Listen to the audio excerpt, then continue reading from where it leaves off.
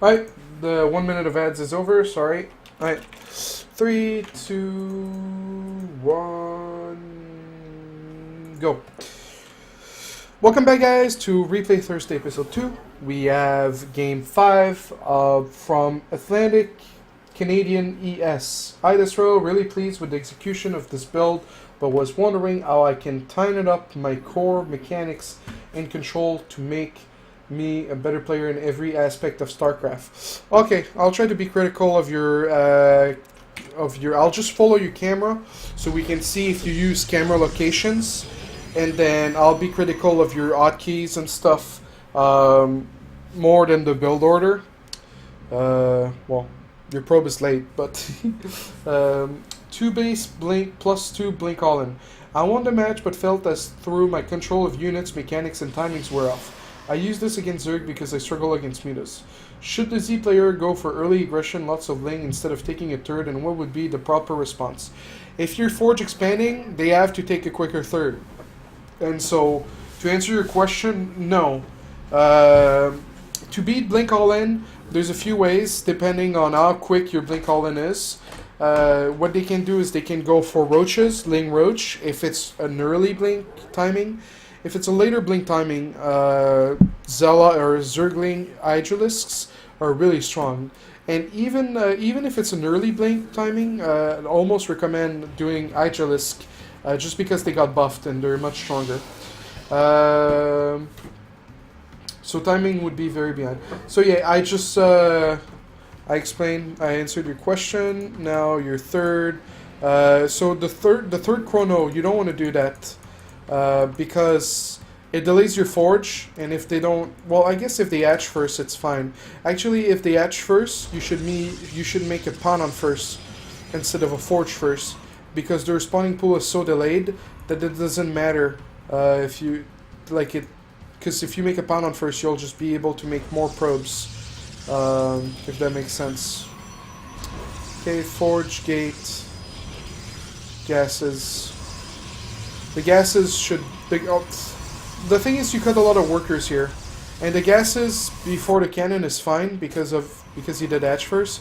But really, the big problem was you're cutting so many probes. And also, your wall is a little bit too inviting. Like, it's a little bit too... like, I don't know. Like a spittle something. I'm so French. Alright, so basically it should have been like pawn and then core over here. You see? So that way it gives less surface area.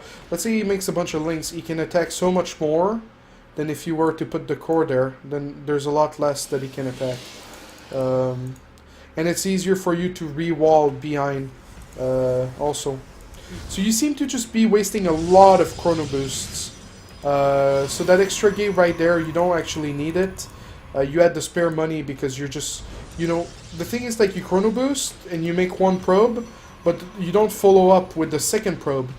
And so it's just, your macro is a big problem. Like, if you're going to do Blink All-In, you should get up to 16 workers with the gases filled as early as possible. But again, you just make a probe, you chrono, make a probe, and then never make the second probe. And so your Blink All-In should be with +2, with Blink, and with 7 gates. It should also have 3 to 4 sentries. Because if you look at the supply, like, well, you're both not making enough workers, in my opinion. This guy's making like blind spines or whatever. That's weird, but yeah. Just the priority is always 16. The max or the optimal saturation is always 16. So you've got 1 sentry, but three or 4 would have been better. Okay, so you're on 5 gates. You're getting +2, and then you're moving out. I guess you feel like 5 gates is good enough just because you never had enough probes to realize that 7 gates is the optimal version. Let's see. Oh, I didn't actually criticize your... you should try to hotkey the Forge. I use Control Q. You should hotkey your units, obviously. Everything on the same control group. If you add sentries, I would do everything on 1 and then stalkers on 2. That way if you want to blink all the stalkers, you don't have to tab. As you can see, if I'm tabbing, it changes. So yeah, so you've got this, you're moving out, or you're attacking.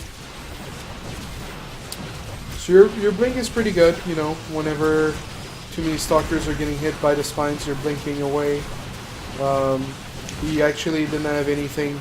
So you said like you felt like your build order was pretty good, but I feel like your micro is much better than your build order.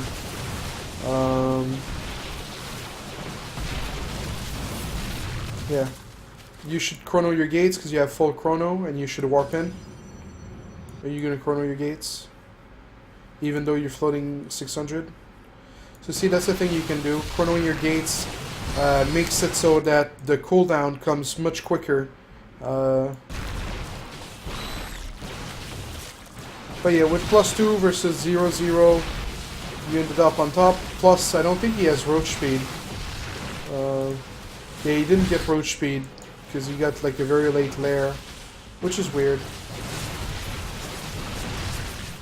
Are you gonna chrono your gates even though you're floating money? So see, since those are little things you can do. Chronoing your gates, not missing out on the chrono boost on the probes. Oh, you ended up getting armor? Yeah. Also, like, whenever like you need a pawn because you're getting supply block, you should make it in your main, because if it comes to a point where you're transitioning, you're not losing like so many pawn-ons out on the map, right? So always like one far away, one really close to the battle, and after that just everything in the main. So if you transition, you lose 2 probes or 2 pawn-ons instead of 4. And with this build, if you want to make a mothership core, 3-4 sentries, it would be best. Like, it looks like you don't have the gas, but if you were to make enough probes, and if you were to fill those gases early enough, you would have the gas, and then if you have a mothership core, one thing you can do is you can blink in the main. So those are little things you can do to improve your build. And let's see actually at what time you ended up attacking. So usually people that do blink timings will be attacking at 9 or 10 minutes.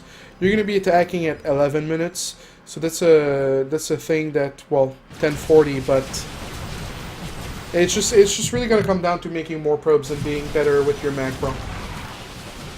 But for a gold player, that was pretty good in terms of micro, at least. So thank you, Atlantic Canadian ES, for submitting this replay, guys. It was Game 5 of Replay Thursday Episode 2. We'll be back next week, hopefully on Thursday. Hopefully there's not going to be any tournaments on Thursday, so I can do it on Thursday, and it can be called Replay Thursday. Really hope you guys enjoyed it. It's going to be on my website at desrowfighting.tv. If you missed the episode, or you can go on YouTube and find it yourself. But everything is going to be very pretty and very simple to find on desrowfighting.tv. Whether it's a fun clip or whether it's something educational, desrowfighting.tv for your desrow needs, or maybe for your StarCraft educational needs. I'll be back next week. Thank you for watching. Have a good time.